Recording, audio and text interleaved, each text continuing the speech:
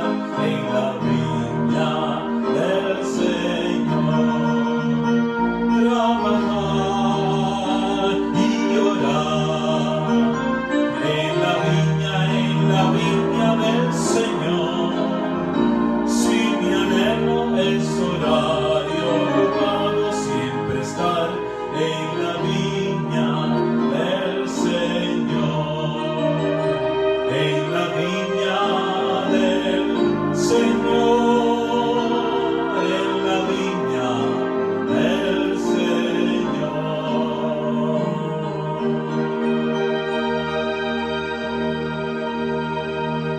Yo creo que el privilegio más grande que tenemos los creyentes en esta tierra es precisamente cuando vemos a una persona con la cual hemos trabajado, le hemos enseñado la palabra, le hemos dado estudios bíblicos, tomar la decisión de bautizarse, seguir a Cristo y comenzar una nueva vida con el Señor. No hay privilegio más grande que ese.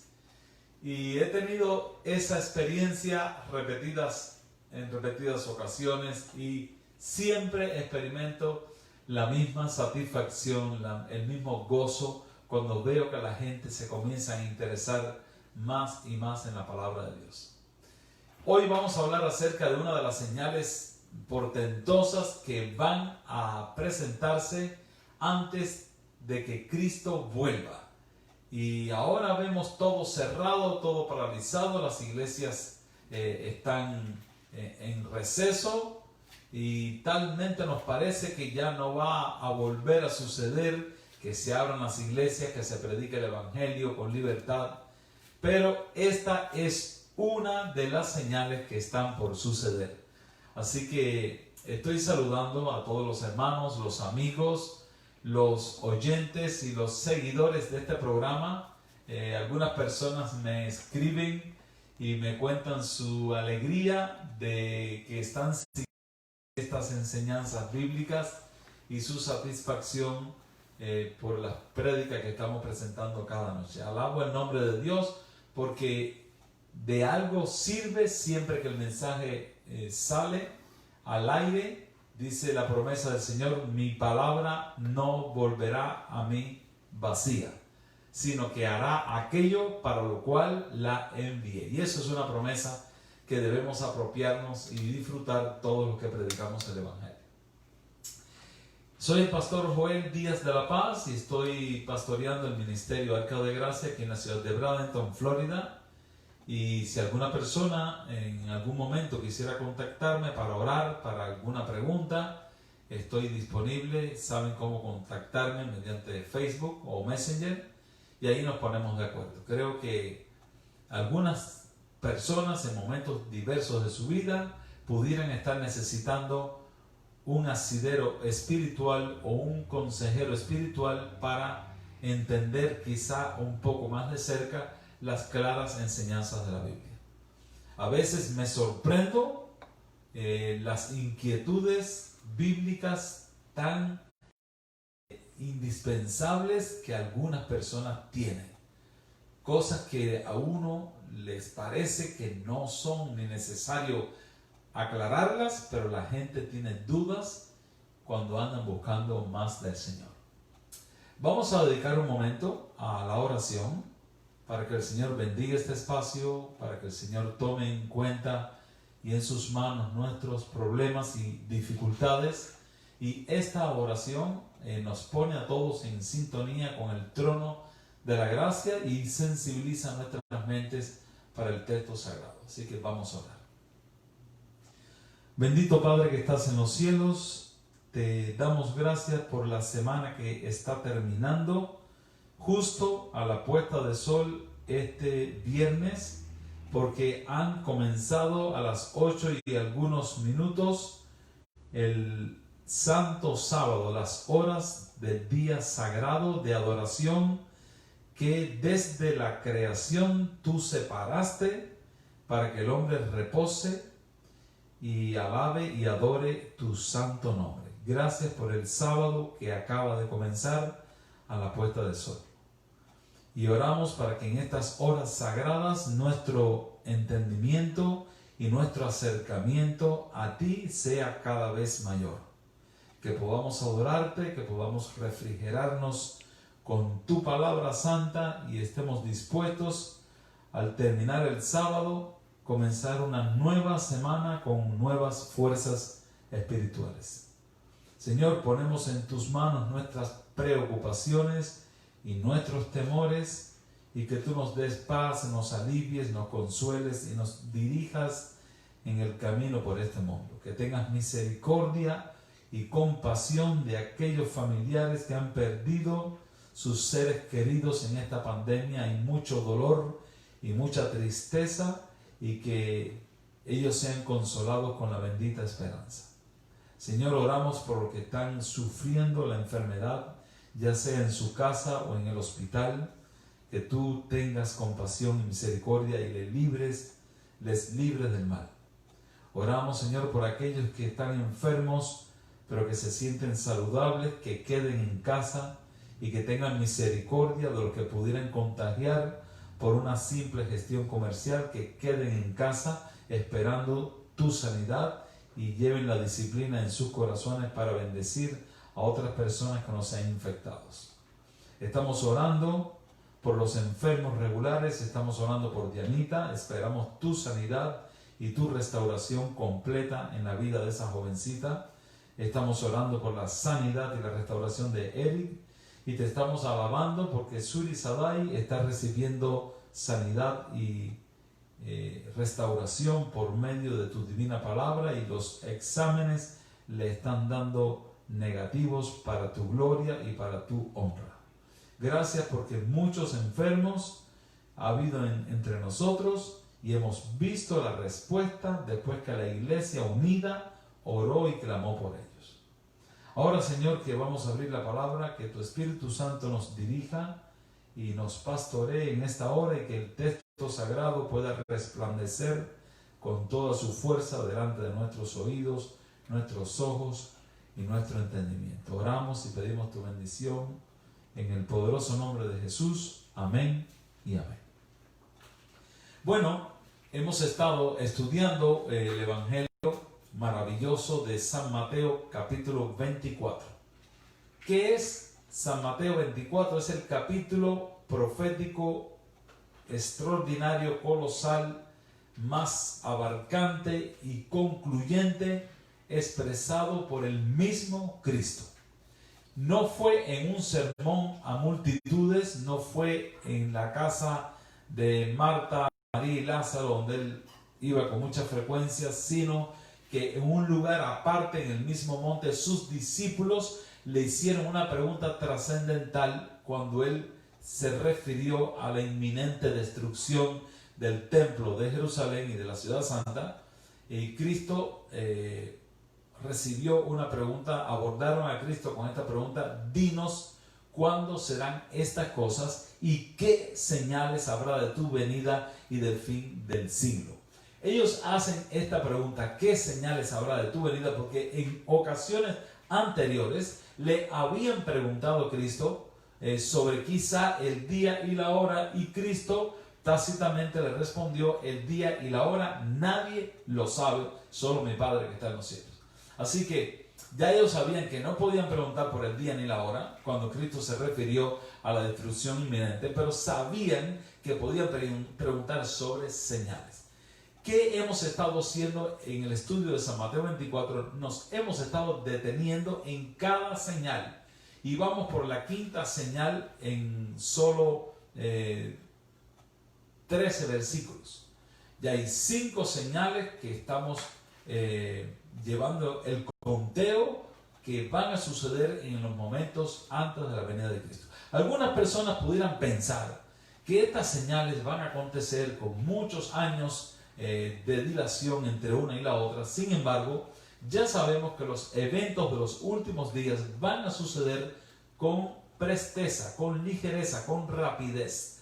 Vamos a esperar el cumplimiento de todas estas señales con mucha rapidez. ¿Cómo vamos a identificar, por ejemplo, que los terremotos que estamos viendo, o que las guerras que estamos temiendo o escuchando o atemorizados, cómo vamos a saber que las pestes, el hambre, la mortandad que están dentro de las señales que ya leímos, ¿cómo vamos a saber que son precisamente estas las del fin? Porque van a estar sucediendo con mucha rapidez en todas partes del mundo. Va a ser una crisis global que sin duda alguna es el último aviso, el último alerta a las personas de que Cristo está por venir. La iglesia, el pueblo de Dios, debía ser el que primero está atento y en guardia recibiendo estas señales. Hay una señal que vamos a tratar hoy que es la que más me gusta de todas, la más bella de todas, y nos vamos a detener unos minuticos estudiando las características de esta señal. Vamos a leer sin más dilación el versículo 14 del capítulo 24 de San Mateo. Todo lo que hemos leído hasta aquí ha sido la respuesta de Cristo a aquella pregunta. Viene un conteo de señales y ahora vamos a entrar en la señal del versículo 14. Dice esta señal. Vamos a detenernos hoy solamente en el versículo 14. Dice: y será predicado este evangelio del reino en todo el mundo, para testimonio a todas las naciones, y entonces vendrá el fin. O sea, talmente parece, por el estilo literario, por el énfasis gramatical que tiene este versículo, talmente parece que aunque está puesta aquí como una señal más del grupo de señales de todo Mateo 24, pero talmente parece que esta va a ser la última, porque en ninguna otra de las señales que hemos leído termina con esta frase: y entonces vendrá el fin. Así que vamos a estar preparados que ante los terremotos, ante las guerras, ante las hambrunas, ante la crisis que va a experimentar todo el planeta, va a haber un despertar. La gente va a buscar a Dios porque irán a diferentes recursos espirituales o espiritistas o lo que sea que ha usado la gente para calmar su ansiedad y no les va a funcionar.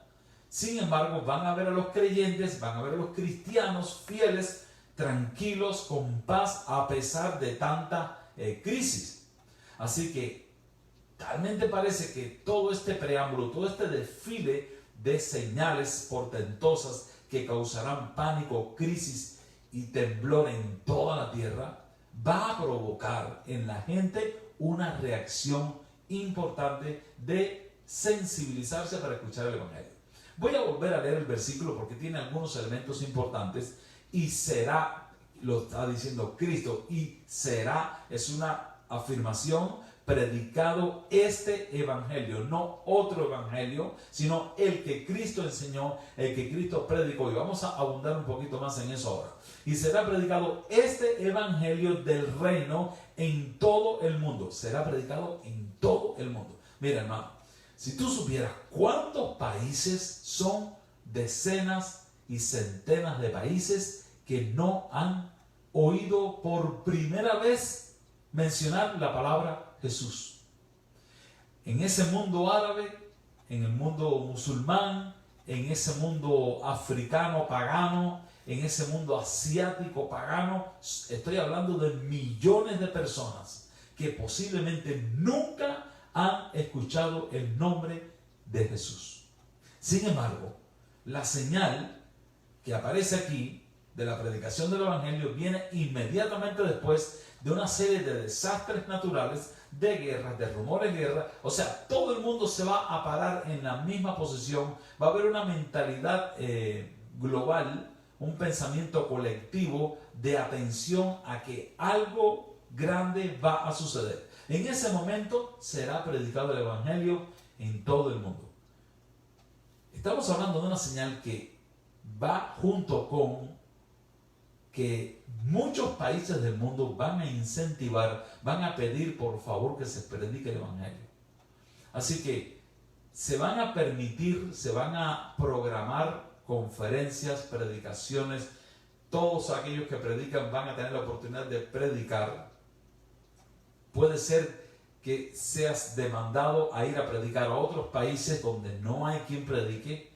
O sea, se espera una especie de alineamiento, de un pensamiento que va a alinear a toda la gente, que van a querer que se predique. Y esa señal se va a diseminar por todo el mundo, que es la predicación del Evangelio. Pero noten que dice que será predicado este Evangelio del reino a todo el mundo para testimonio. El versículo no dice que cuando se predique el Evangelio en todo el mundo va a aceptar el Evangelio. No dice que todo el mundo va a venir a Cristo, aunque miles y millones de personas vendrán a Cristo, pero habrá siempre un punto, un área de personas que no van a aceptar la palabra. Pero será predicado el Evangelio para testimonio. O sea, todo el mundo sabrá las buenas nuevas de salvación. Todo el mundo sabrá que Cristo viene pronto. O sea, toda la tierra lo sabrá. Y está también representado por un ángel que vuela por el medio del cielo y dice, y toda la tierra fue alumbrada de su gloria. Quiere decir que no quedará un país, una tribu, un poblado, por pequeño que sea, que no llegue la luz del Evangelio en esos días. La gente va a aceptar o van a rechazar. Muchos de los que hoy están profesando la fe, están en las iglesias, llevan años en la iglesia, son líderes, pastores, predicadores. Es posible que en estos momentos abandonen la fe porque el temor y la expectación, y como no han cimentado su casa sobre la roca que es Cristo, sino que han estado en una fantasía eclesiástica y en una iglesia superficial, es posible que en la hora de la apertura, cuando se esté predicando el Evangelio y ya haya cierto desdén por los cristianos en algunos lugares, esta gente comience a abandonar la fe. También está profetizado. Pero hoy vamos a hablar de la predicación del Evangelio en todo el mundo. Vamos a dar un saltico a San Mateo, capítulo 28. Este capítulo es el último capítulo del Evangelio de Mateo, de la narración de Mateo. Así, vamos a ir directamente al versículo 16. Versículo 16, San Mateo 28. Vamos a ir al versículo 16 y nos vamos a referir a ese extraordinario encuentro de Cristo con sus discípulos, con sus 11 discípulos después de la resurrección, completamente glorificado, a punto de partir de regreso al trono de Dios. Cristo se reúne con sus 11 discípulos. Vamos a leer el versículo 16. Pero los 11 discípulos se fueron a Galilea, al monte donde Jesús les había ordenado. Cita con Cristo en este lugar. Ahora, versículo 17. Cuando le vieron, le adoraron. Pero algunos dudaban. ¿Cuántos discípulos había aquí? Habían 11 discípulos. Estos 11 discípulos son aquellos que han estado con Cristo por 3 años, viendo, escuchando, palpando, experimentando todas las señales, todos los prodigios, todas las prédicas de Cristo. Ellos habían escuchado absolutamente todo cuando Él dijo que el Hijo del Hombre tenía que ser entregado, que iba a morir, pero que al tercer día iba a resucitar, que a ellos les convenía que Él muriera. O sea, toda la enseñanza de Cristo durante 3 años. Cristo presentaba sus mensajes, los repetía en diferentes ciudades y pueblos. Ellos volvían a oír los mensajes, volvían a oír la enseñanza. Sin embargo, lo sorprendente es que en este momento que van a tener el último encuentro con Cristo, todavía de los 11 hay algunos que dudaban. A veces nos podemos sentir frustrados o tristes o asombrados de que hay algún hermano de la iglesia que abandona la fe, que se separa de la iglesia, que no quiere venir más, que tiene otras cosas más importantes que hacer. Después lo vemos por la calle o lo vemos en un lugar llevando una vida sin Cristo, completamente apartado del Señor, y nos sorprendemos. Pero hermano, en una iglesia que tenía Cristo de 12 discípulos, uno lo trae y no sé qué por ciento de los discípulos aquí está dudando, ¿será él o no será él? Se me parece, pero no sé, esto será un fantasma, ¿Se acuerdan cuando venía cruzando el mar de Galilea? Ellos dijeron, es un fantasma. No era un fantasma, era Cristo. O sea, no conocían el poder de Cristo y lo confunden con un fantasma. En este momento no sé con quién lo están confundiendo, no da detalles la narración bíblica, pero yo solo sé que de 11 discípulos, algunos dudaban. O sea, impresionante. ¿Tú crees que el Evangelio de Jesucristo, las buenas nuevas de salvación que el mundo necesita escuchar, va a llegar a los oídos de la gente si hay cristianos creyentes que dudan de Dios y dudan del poder de Dios? ¿Crees que el Evangelio tendrá fuerza, tendrá importancia, tendrá realismo si el que lo dice tiene dudas, no ha tenido una experiencia con Cristo? Corre a tener una experiencia con Cristo, ora al Señor, humíllate y pídele que te use para predicar el Evangelio, porque si tú no tienes una experiencia con Cristo, tus palabras serán de dudas, de miedo, de temor, de inseguridad, y la gente percibe eso. Yo me recuerdo una vez estaba asistiendo a un seminario que daba una psicóloga, una inspectora de educación, a todos los maestros de música que impartíamos clases a muchachos de educación especial. Y ella nos decía, nunca me olvido de esto, cuando usted como maestro entra al aula y su clase no está bien preparada, desde que usted abre la puerta y se para frente a los alumnos, ellos de alguna manera lo saben. Y esa clase va a ser un fracaso. Se van a tirar papelitos, van a hablar, te van a hacer el día una miseria porque tu clase no fue preparada y ellos lo perciben. Este experimento se ha hecho en diferentes aulas con diferentes edades y diferentes tipos de educación. Cuando un maestro no está preparado, los muchachos lo perciben. Cuando comienza a dar la clase insegura y no sabe qué va a hacer ni sabe cómo se va a parar, pero cuando un maestro entra decidido, pone su planeamiento de clase sobre la mesa, saluda a los muchachos, dice de qué se trata la clase y hoy vamos a comenzar con esta actividad, todo el mundo está tranquilo. De la misma forma los creyentes, los cristianos, hay mucha gente que quiere predicar, pero quieren predicar como hay más. Aquel corredor que se le dijo no corras y de todas maneras quiso correr pero no tenía ningún mensaje que dar. A veces hay cristianos que quieren predicar el Evangelio, quieren hablarle a otros, les gustaría ser predicadores, les gustaría ser pastores, pero no tienen ningún mensaje que dar, no tienen nada que decir, están vacíos, han oído. Como hay más que dijo, oí un gran alboroto, pero no sé qué era. Hay muchos cristianos que están tratando de hablar de Cristo, pero no saben quién es Cristo. Están como estos pobres discípulos que en el momento de ver a Cristo ascender al cielo, en el momento de recibir la mayor investidura del Espíritu Santo, todavía dudan. Yo no sé si estos que todavía dudaban recibieron el Espíritu Santo, pero dudaban. O sea, es vergonzoso. ¿Cómo puedes tener una relación con Dios dudando? ¿Cómo se puede predicar un evangelio en todo el mundo para testimonio a todas las naciones dudando? Con flojeras, con miedo, con debilidades, con pecados, No se puede. O sea, algunos dudaban. ¡Qué vergüenza! Vamos a seguir leyendo. Versículo 18. Y Jesús se acercó y les habló diciendo. Ahora Jesús está pasando por alto estos alumnos indisciplinados, estos alumnos que no han hecho los deberes, estos alumnos mediocres, está pasando por alto, o sea, no tienen más tiempo. Y les hace una declaración muy importante, que es la declaración que sostiene el Evangelio por sus 4 puntas. Esta declaración es la que le da fuerza a los predicadores. Esta declaración es la que hace que mucha gente vaya a predicar, aunque saben que están arriesgando sus vidas. Esta declaración de Cristo es la que le da fuerza a nuestro mensaje. Dice Cristo en el versículo 18, toda potestad me es dada en el cielo y en la tierra. O sea, tengo toda la autoridad.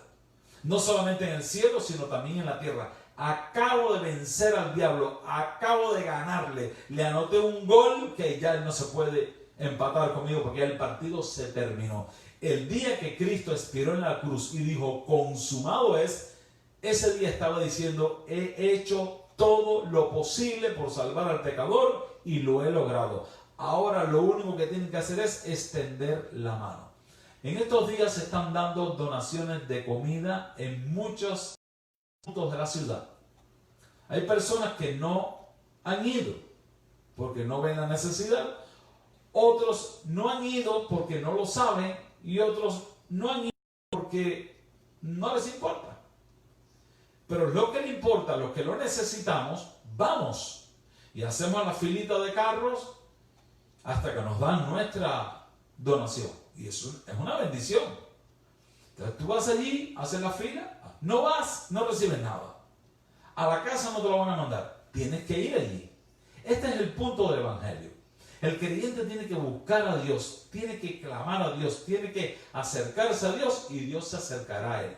Los discípulos están delante de Cristo, el creador del universo, el dador del poder y de la fuerza, y Cristo les dice: toda potestad me es dada en el cielo y en la tierra. Yo he vencido a Satanás, tengo todo en mis manos para dárselo. Lo que ustedes necesiten para predicar este evangelio, pídanmelo, porque yo tengo toda la autoridad. Pero si tú no vas a él, no vas a recibir nada.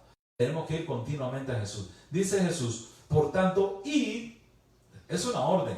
¿A quién le da? A sus discípulos.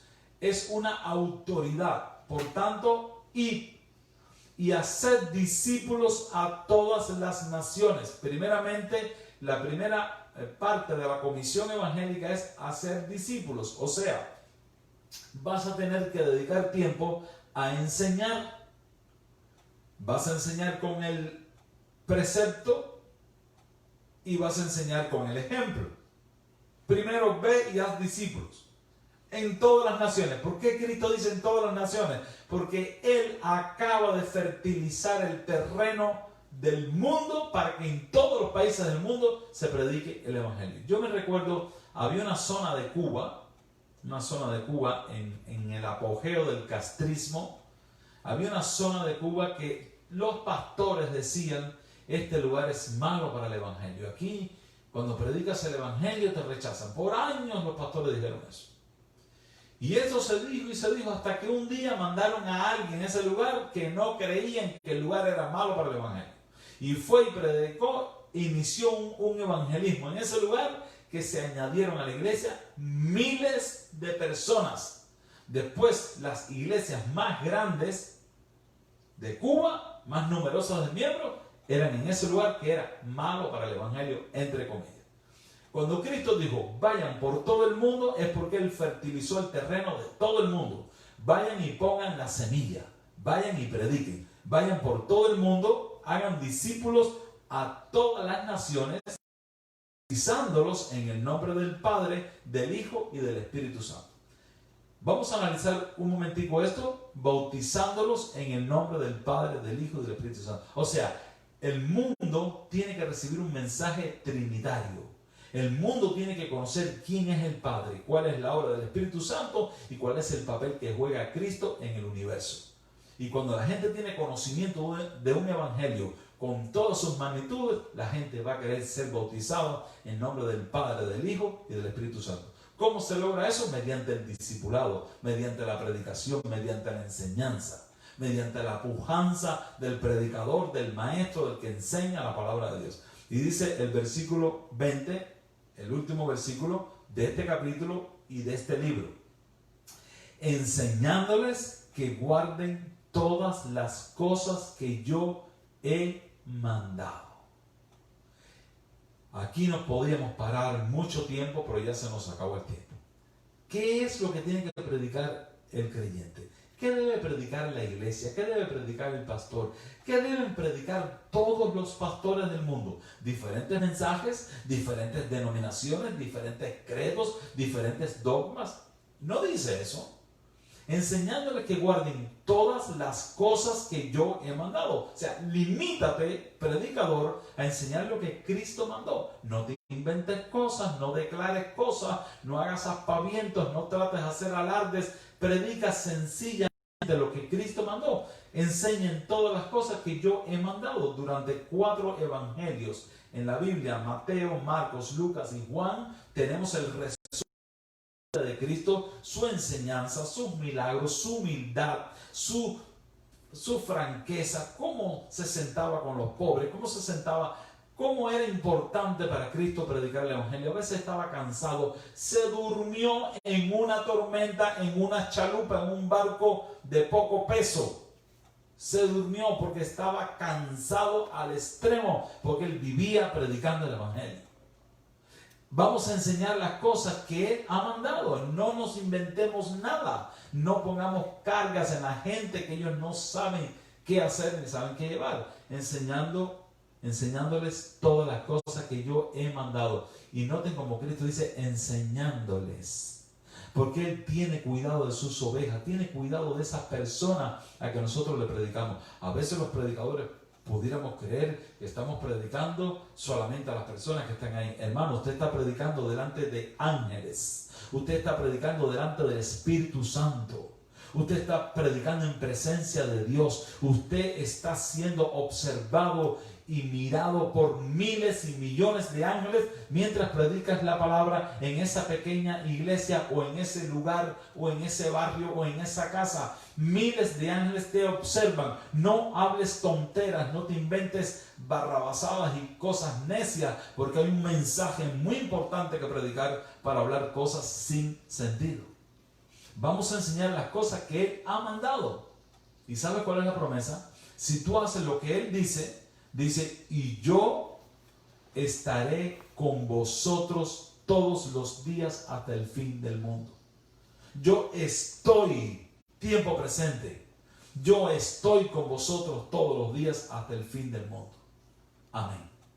O sea, una persona que hace la voluntad de Dios, una persona que respeta la palabra de Dios, tiene la garantía de que Él va a estar con nosotros hasta el fin del mundo. Que Dios te bendiga, hermano. Aquí tenemos una señal más que todavía no se ha cumplido, que está por suceder, así que ánimo, alegría en nuestros corazones y una mente dispuesta a servir al Señor. Y si tienes algún talento que ofrecerle a Cristo, ofrécelo ya, porque la venida del Señor está muy cerca. Que Dios te bendiga mucho, es mi deseo, mi oración. Vamos a orar. Padre, gracias por tu palabra, gracias porque está claro todo escrito, solamente tenemos que apropiarnos de estas promesas y de estas verdades para tener vidas bendecidas y victoriosas en tus manos.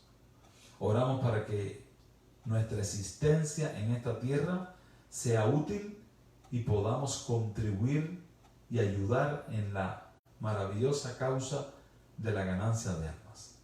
Pon tu Espíritu Santo en nosotros y danos tu bendición esta noche en el nombre de Jesucristo. Amén y amén.